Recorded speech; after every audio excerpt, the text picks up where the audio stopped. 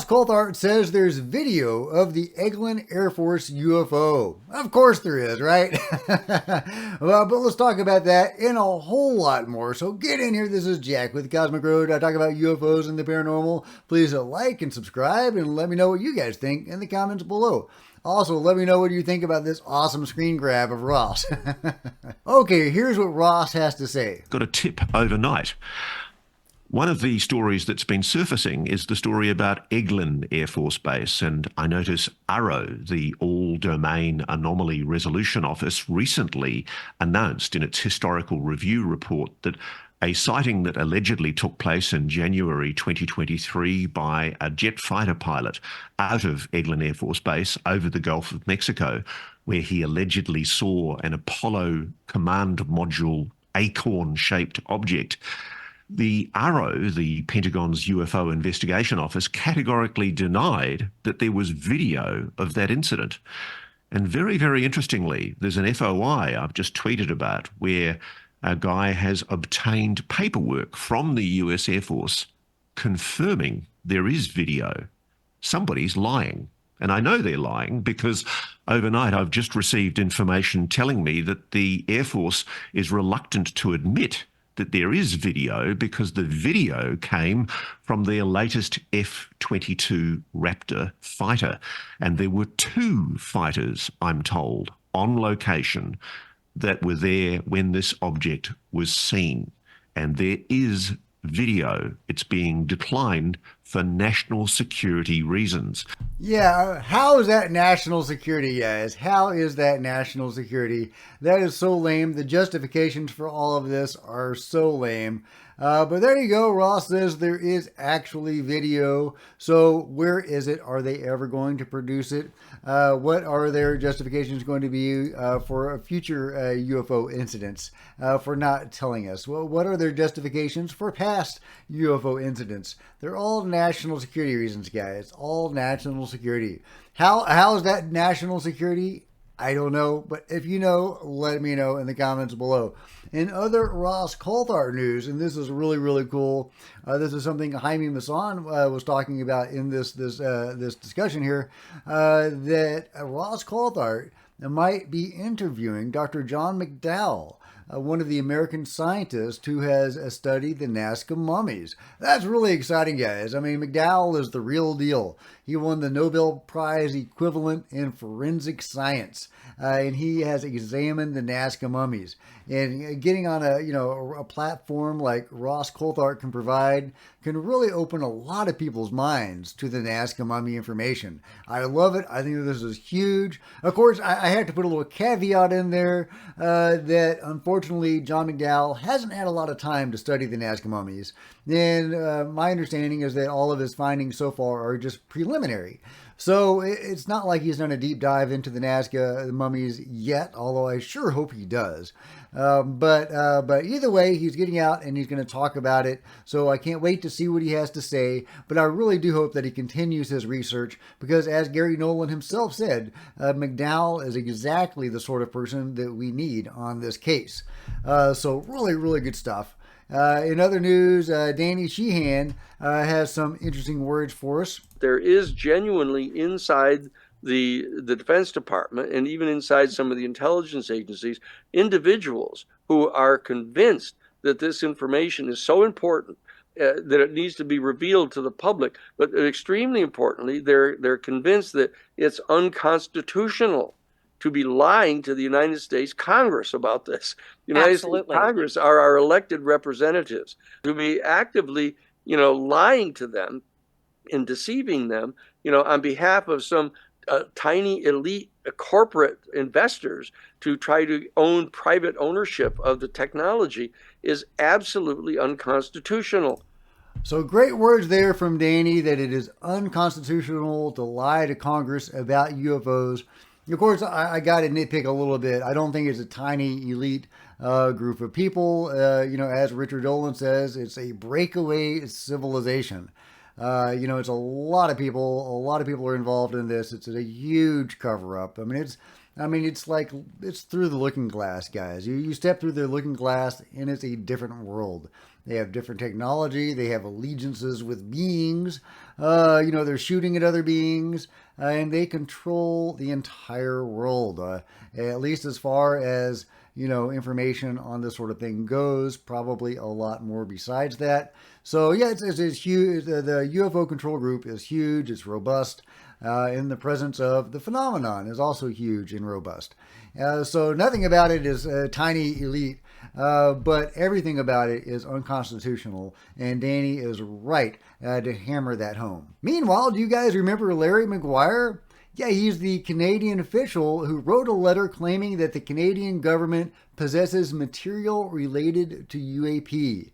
Well, now he has a new interview with the debrief. I'm not going to read the whole thing. I'll let you read it at your leisure, but here are a few juicy comments. He says it is abundantly clear that our government does not have a process to identify or investigate UAPs or more prosaic reports being submitted by pilots or other observers. Now, I would say that Canada is absolutely part of the Five Eyes Alliance on UFOs, and they are definitely doing stuff behind the scenes. I don't know how much of that he knows, but there is a process. It's just a very secret process. But as far as the mainstream government, he's absolutely right. I would love for Canada to step up to the bat. At least America pretends to step up to the bat with Arrow. It's just a pretense, but hey, they're going through the motions. The interviewer says if the American government is saying there have been confirmed UAPs, then why would the Canadian government back away from this topic? Answer: the short answer is we don't know. Perhaps there will be more pressure put on the government once Sky Canada publishes their recommendations. Oh, and if you don't know, Sky Project Canada, shortly prior to McGuire's statement, the Canadian government established Sky Project Canada, in which the Office of the Chief Science Advisor was tasked with developing Canadian protocols for documenting and addressing UAP observations. Larry was asked, why is it so important that the Canadian government become involved in investigating these phenomena?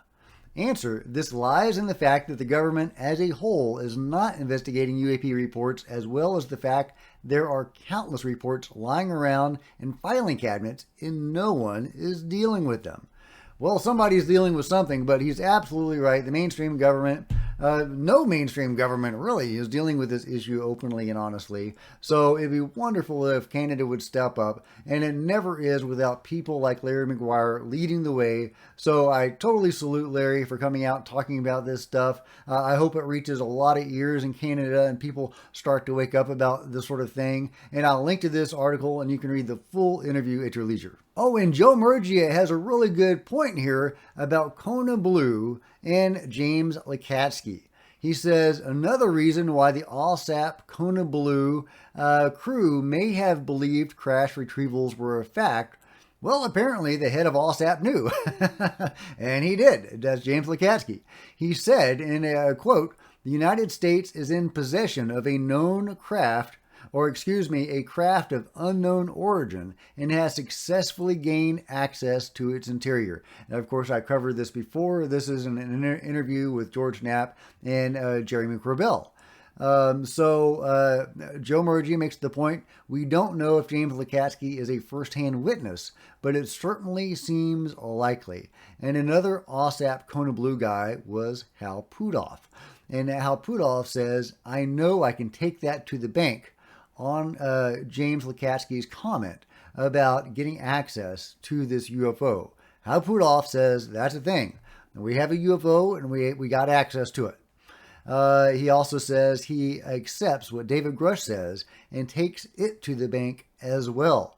So there you go. It's been confirmed by James Lakatsky that we have a UFO and that we've gotten inside of it. So at the very least, we have that. But of course, it goes way beyond that. But it's really good to have that information out there. And it's a good point that Joe Murgia makes, why Kona Blue was so significant. People involved in that knew that we had a UFO, and it may even have been that UFO. Does that mean James Lakatsky may have gotten inside the UFO owned by Lockheed Martin? Obviously, just speculation. We just don't know at this point. Meanwhile, Timothy Alberino is talking Las Vegas aliens. Las Vegas alien videos previously missed details proves authenticity, expert says. You can't deny it. And he links to this Fox News article talking exactly that. And going through the Scott Roeder information, Scott Roeder of Evidence Room Animation and Exhibits used his expertise in motion tracking software to analyze the video of a purported UFO crash landing in Sin City last April. I'm not going to go too far into the Scott Roeder information at this moment because that would be a spoiler, because I am actually, if all goes well, I'm going to interview Scott Roeder on Saturday. So look forward to that upcoming interview where we're going to go through his analysis of the Las Vegas alien sighting. Meanwhile, Stephen Greer is talking about his upcoming release of information pertaining to UFOs. He's been talking about this for a while. Is it finally about to happen? Well, it sounds like it might be. And just the media section of our archive, which is, by the way, being beta tested right now. We think we're going to be able to launch it pretty soon.